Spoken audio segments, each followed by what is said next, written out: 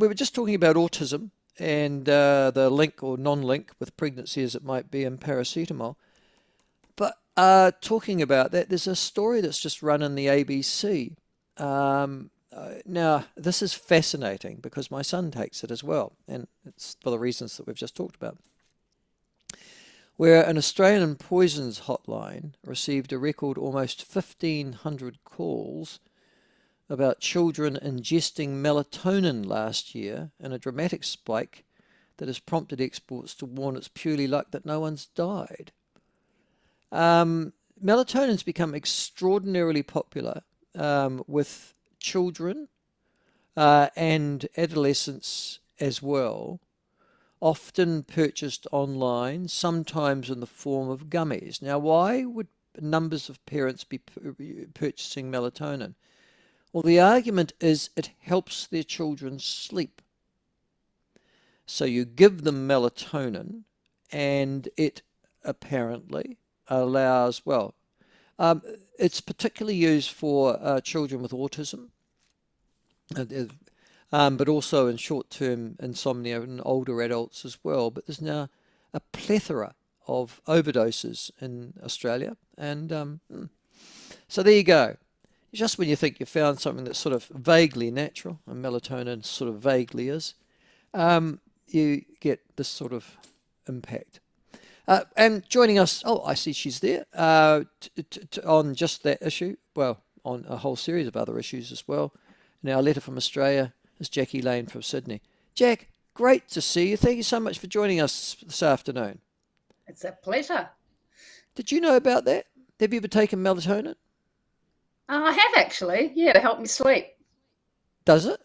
Yeah, it does. I mean, and it actually helps if you take it over a period of time, not just once. So, Right. yeah, it's one of those things that I think a bit like St. John's wort or stuff like that, which I tend to defer to kind of more natural things, that you need to take it over a period of time for it to actually be effective rather than just pop it once. Do you have trouble sleeping? Yeah, I find it very well. I don't have trouble sleeping. I have trouble going to sleep. Ah, you're one of those. Okay, so Yeah, once you're asleep, like you're okay. It's just getting off in the first place. yeah, because I've got too much going on in my head. So Ah, you're one of those. Oh, you're half yeah, mad then. Oh, okay. yeah. So Is it turn the is it light off, also and a then my guilty brain. conscience, Jack? No, I've just got a lot going on, and it tends to be so when you turn the light off, the brain kicks into gear because there's no other kind of stimulus around. So it's like my brain starts trucking through all the things I have to do the following day. Oh, I do that at 3 o'clock in the morning. I wake up at 3 o'clock in the morning. Honestly, every morning at 3 o'clock, do exactly what you do. No trouble going off to sleep. Melatonin works, do you think? Yeah, yeah, yeah. But it is something that you have to take over time. Okay. Mind you, I suppose 1,500. They say it's a wonder that no one's died yet, but they're waiting for it in Australia. Parents are using it for their children. God, parents would use it anything to get their kids off to sleep, wouldn't it? Because that's just, just quietly.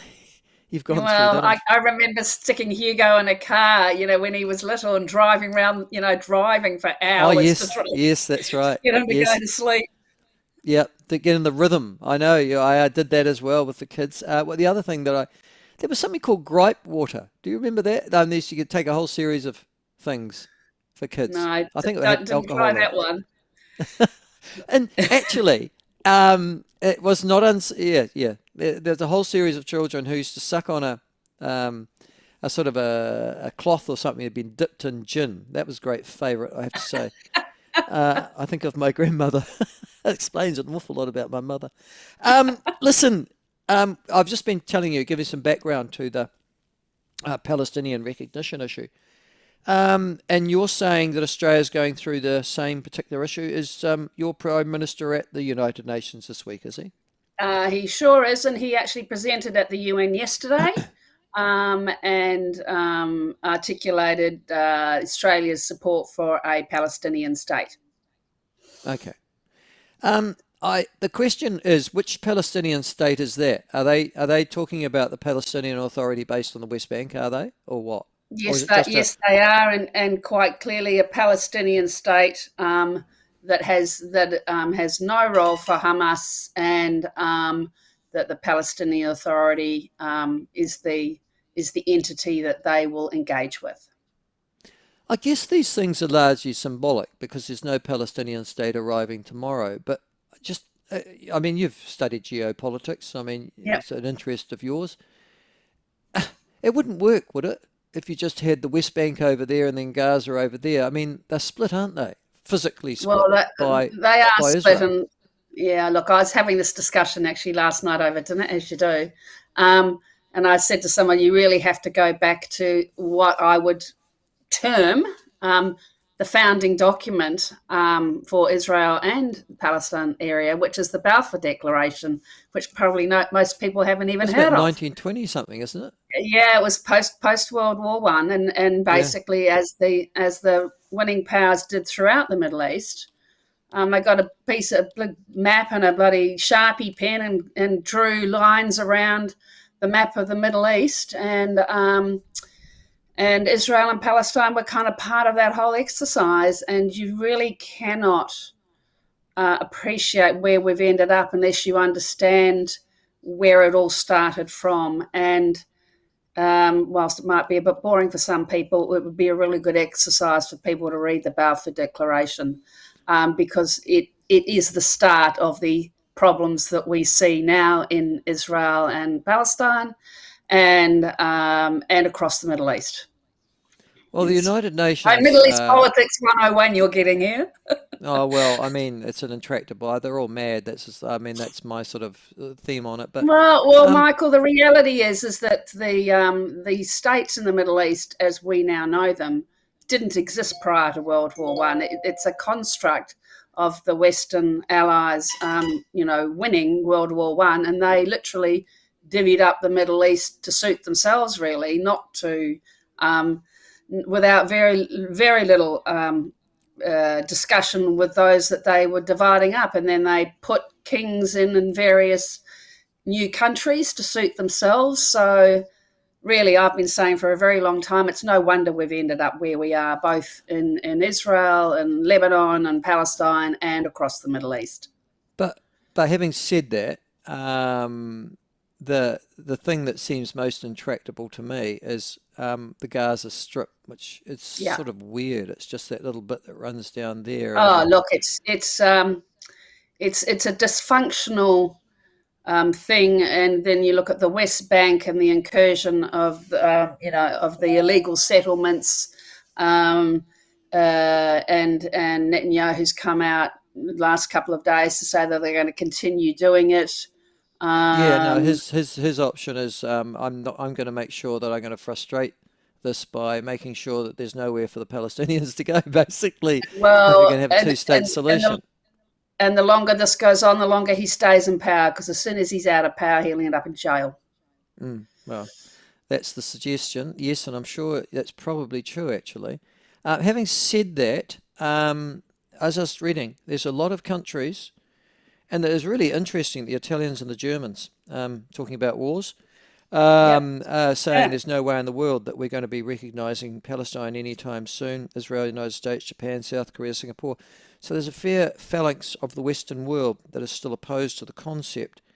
Um, Albanese did this why? Are there domestic politics involved? Listen, we've got protests here, but it's a sort of it's a leftist cause in this country, the Palestinian issue. Um, Same sort of people would be, thinking that we should ban oil and gas exploration and stuff like that. It's a very strong left cause in this country, and it's not really mainstream. What's it like in Australia? Well, I certainly wouldn't say it's a leftist cause here, and we've talked about this a lot. I mean, there's large diaspora populations here, and I think that there is you know, people from all parts of society really are either pro or anti, and it's not a particular group or socioeconomic group.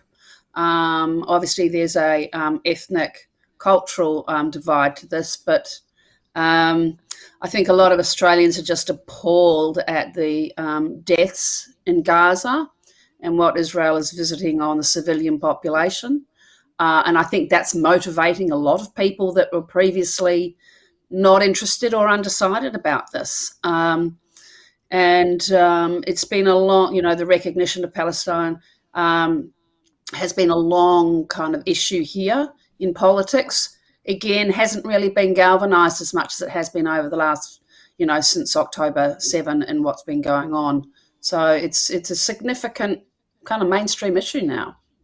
The argument against the recognition of Palestine has been promoted very actively here by David Seymour in the ACT Party, but I think it has some sort of support within New Zealand First as well. It relatively runs like this, that it's seen as a victory for Hamas and their terrorist tactics, that this would never have happened but for. Does that have much truck, that argument in Australia?